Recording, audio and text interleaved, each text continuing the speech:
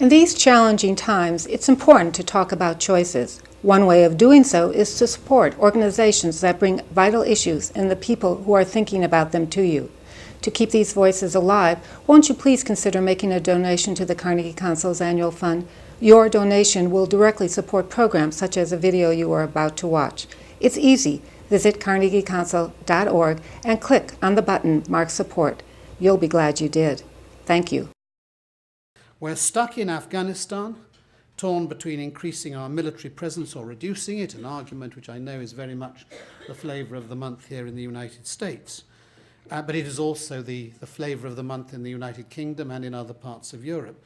And what is worrying is that the NATO alliance, which is supposed to be delivering our policy in Afghanistan, is itself split, with some countries saying they're going to leave by Christmas, other countries saying they're going to leave over the next few months, others like ourselves still arguing for more troops to be put in. And we're in danger of chasing the shadows of al-Qaeda wherever they may flit. We're not now just talking about the Pakistan-Afghanistan border, those mountain fastnesses where we've been unable really to lay a hand on al-Qaeda effectively in these last years. But we're now also talking about Somalia, we're talking about the Maghreb, and we're talking about areas of the Gulf such as Yemen. And so we have become bogged down. Those problems we set out to solve are still there, and we don't seem to be getting any nearer to a resolution. And an unfortunate corollary to this bogging down some years ago was the development of the doctrine of what I loosely call confrontation and isolation. The doctrine that you're either on our side or you are against us, and there was effectively nothing in between. And the effect of this doctrine was most clearly seen in the Middle East and the wider region around it. Saudi Arabia, Egypt, Israel, the Gulf states with us, Syria and Iran and the Shia Lebanese against.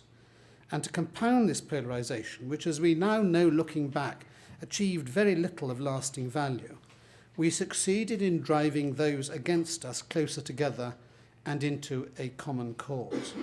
The failure of this doctrine can perhaps best be seen in how the West's attitude to Iran over these last years has not only so far achieved the constraining objective which we set ourselves, but has more alarmingly handed to Iran within the region the mantle of leadership of growing anti-Westernism.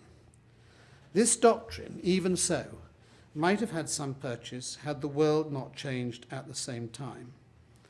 And as was said in the introduction, the change, in my view, is most clearly seen in the emergence of new powerful centres and associated groupings. China, India, Japan, the Chinese diaspora of Southeast Asia, which covers a very large number of countries indeed, are now gradually emerging the sleeping giants of Latin America, not least Brazil. Our own Western initial reaction to this change was to seek to develop power centres of our own, not least the further integration of the European Union as a countervailing bloc alongside the US to balance the renaissance of Russia and the emergence of China and the Shanghai Cooperative Association. The theory behind this was the increasingly outmoded one that only strength can talk to strength.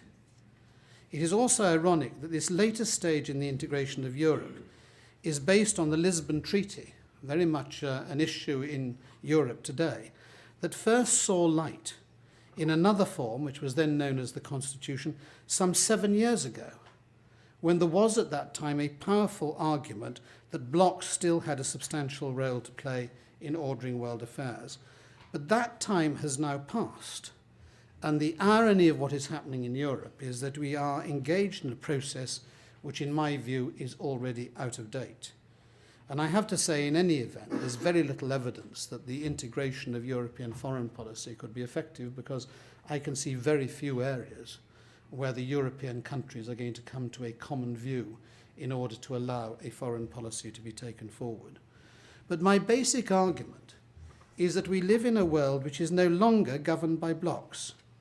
The United States, of course, remains a great and powerful nation with an enormous contribution to make to the world. But the days of going it alone are over.